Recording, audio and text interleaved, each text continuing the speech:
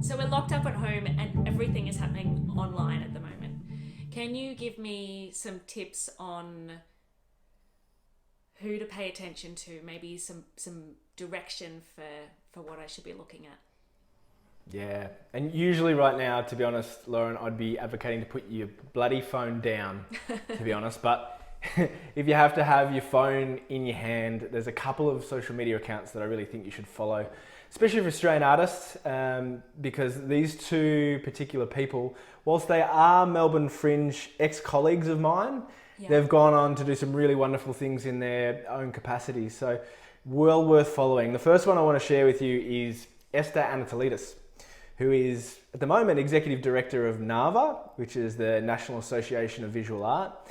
But she is just overall a wonderful advocate for the arts community. Well worth getting involved with. Her Twitter handle is @_ESTHER, so ESTHER.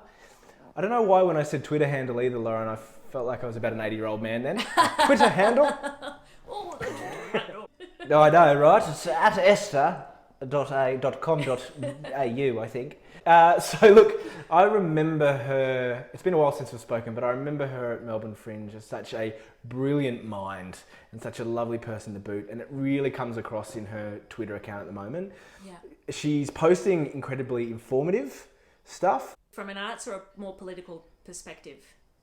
From an arts perspective. Yep. She does get political though, don't get me wrong, but I think it's in advocating for the arts. Great. So one of the ones is she really kept you up to date, like with real-time updates, as Scott Morrison was talking about the JobKeeper payments or plan, how it might roll out for artists, which incredibly interesting. And so useful because that stuff is so difficult to unpack.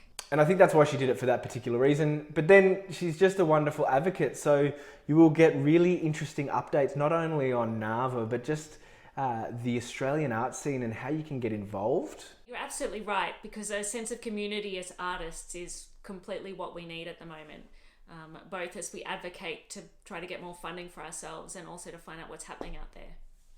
Yeah, so she's been a really positive influence on me over the past few weeks. Another is a guy named Ben ELTHAM. So I don't know if you've heard of Ben, but his Twitter handle, let me go again, his Twitter handle is @Ben ELTHAM. I don't think I feel like I have to spell that.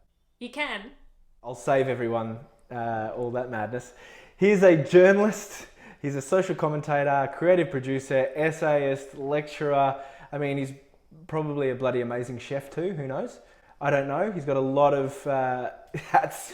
Well, I've lost it. I'm just going to let you go. Yep. He's got a lot of strings to his bow, as I like to say. You might have seen some of his articles in particular, Lauren.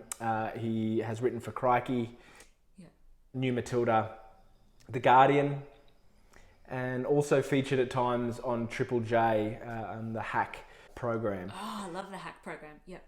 Yeah, he's such an interesting guy, and he does have quite a political bent to his storytelling, but his arts articles, when they're that way inclined, are really insightful, they're considerate, they're forward-thinking.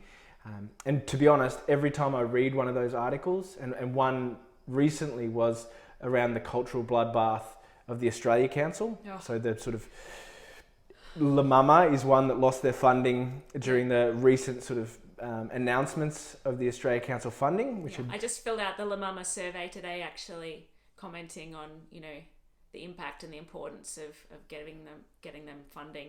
I think the thing about this, isn't it nice that we have people like that fighting for the Aussie industry?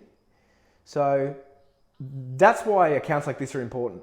They're so important, and it's interesting that they're both on Twitter, because we can say so much to each other and all of our friends and the Facebook newsfeed platform.